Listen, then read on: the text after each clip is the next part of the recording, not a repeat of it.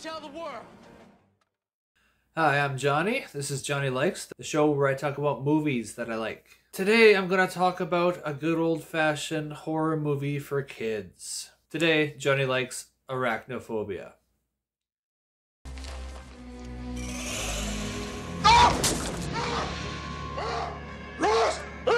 Sheriff, don't move!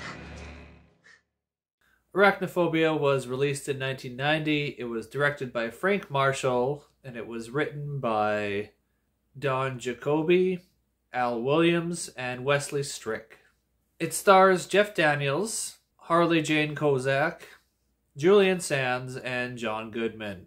A photographer has the poor sense to go to the jungle to take pictures of exotic insects and arachnids for Dr. James Atherton, played by Julian Sands. Photographer gets bitten by newly discovered spider. He dies immediately. They ship his corpse back to the States with a hitchhiking spider, of course. So fast forward a few months later, and we're introduced to Dr. Ross Jennings, played by Jeff Daniels, and his wife, Molly Jennings, played by Harley Jane Kozack, and their pleasant little family. We see them moving into a rural townhouse in small town California. They are looking for a change of pace from big city San Francisco. Ross is supposed to take over the practice of the town's elderly doctor. Then, don't you know it, a spider comes along and ruins everything by taking up home base in Jennings' barn and killing off the locals. So full disclosure, I am heavily biased towards this movie. It was one of the movies that got me into the horror genre. I remember being thrilled and grossed out by the spider in the popcorn and by the final confrontation in the basement. I haven't watched this movie in a long time, and I thought I would give it a rewatch to see just how well it holds up. I was pleasantly surprised to see, for the most part, it still kind of works. The spiders and the spider effects are just creepy enough. Part of the fun is trying to figure out what combination of real and fake they use to trick the audience. Like, is that a rubber spider on a string? Is that a real spider? Is that a mechanical spider? The practical effects were well done and didn't disappoint. I think they were really smart not to make the spiders into anything more than just kind of above average spiders. Like, they're not super smart, they're not super deadly, they're just aggressive spiders. Kind of like the honey badger of spiders. On an intellectual level, I know a spider isn't going to bite me or attack me or even come running at me. I know it can't hurt me. I know it's more afraid of me than I am of it. But if it touches me without consent or takes me off guard, my caveman brain straight up takes over, takes the wheel, and you got yourself a smushed spider. I try to live a peaceful existence. It's tough with creepy crawlies. The variety of ways that the filmmakers play with the audience's fears is impressive. Shoes, towels, almost touching you, actually touching you, on your face, in your hair, in your mouth, in your bed, in your food, and so on. All unpleasant and all actually occur in this film. If you were to have the list as to which was the freakiest scene, I think most people would a different listing just on their personal like what disturbs them, what creeps them out the most. The screenwriters had a brainstorming session about, okay, what are the possible places that a spider could be, and what's the best way to freak people out and make them go, ugh. Yeah, the desired effect you're going for with a movie like this. This whole film is on the same level as approximately a Goosebumps novel. The only real difference is the protagonist is not a tween, it's instead a grown man. You can tell that they intended it to be not too scary. It's supposed to be fun scary, not trauma scary. And that's a nice thing to have once in a while. I think of these type of movies as gateway horror movies, or the rare horror movie that is fun for all ages. Army of Darkness, Tremors, Ghostbusters, Monster House, Monster Squad, Poltergeist. These are all other examples of kind of gateway horror movies. Movies that are appropriate for, say, like ages 6 and up, depending on how much you want to freak your kid out.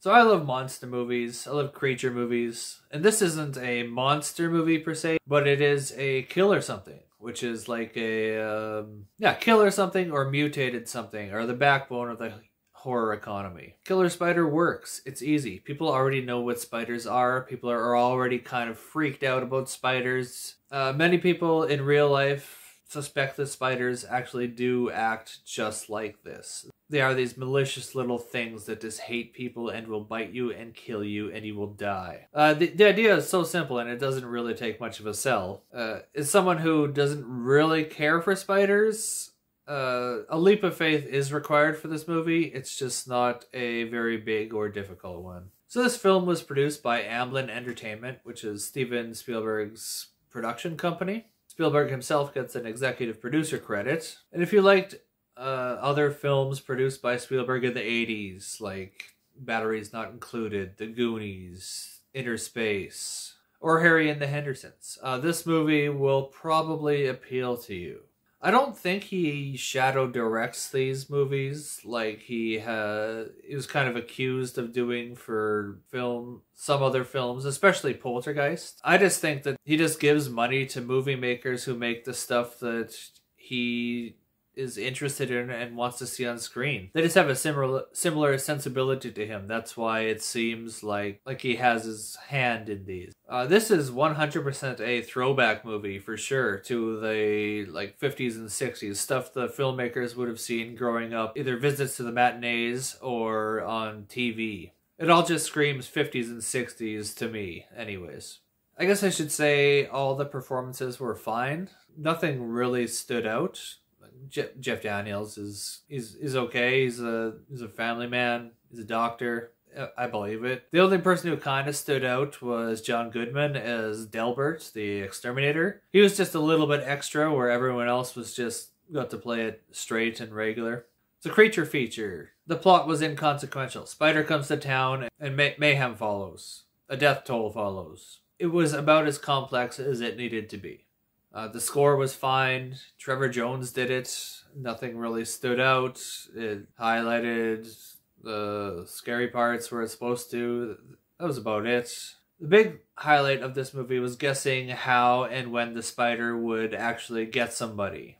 It reminded me of Final Destination, and I wish they would have played with the audience even more. I wish they would have teased us and give us some like red herrings and false leads. That sort of thing. For the most part, the spider it's just all of a sudden there and it just bites the person, which is kind of realistic, but not as much fun. So I could have used for a bit more of that. Might have elevated it a bit in my books. So I don't really have too much else more to say about this movie. It's cheesy, but it's not bad cheese. It's not like moldy or super smelly. Like just a store-bought cheddar, but it's like, oh, just a little bit more flavor than usual, maybe.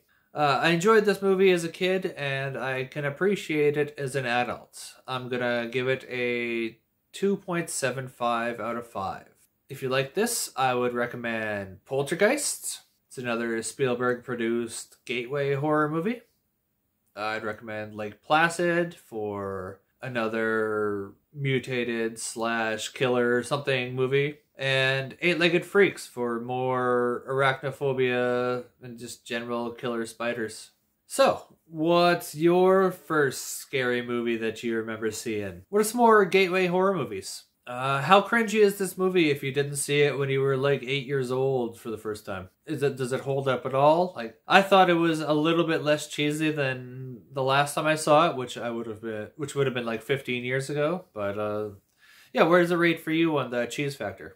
Let me know in the comments. And if you could also please like and subscribe, that would be great. It's quick, easy, and relatively painless. Plus, it really helps me out. Thanks for stopping by and watching me rant about movies for a little bit. Tune in next time and see what else Johnny likes. Claire?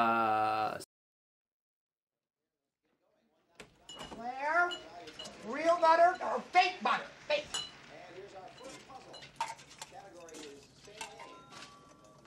Burberry. Buttery hot and delicious.